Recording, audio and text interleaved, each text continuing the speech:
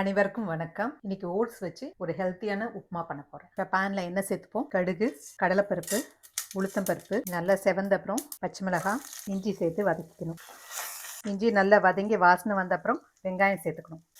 வெங்காயம் நல்லா வதங்கிடுச்சு. இப்போ நான் புதினா சேர்த்துக்கிறேன். இப்போ இது கூட பீன்ஸ், கேரட், பட்டாணி, கொஞ்சம் ஸ்வீட் கார்ன் லேசாக வதங்கின அப்புறம் மஞ்சள் பொடி சேர்த்துப்போம். காய்க்கு கொஞ்சமாக உப்பு சேர்த்துப்போம். அடுப்பை ஸ்லோ பண்ணிவிட்டு மூடி வச்சுருவோம். காய் வெந்துட்டுருக்கு. அதுக்குள்ளே ஓட்ஸை வறுத்து எடுத்துப்போம்.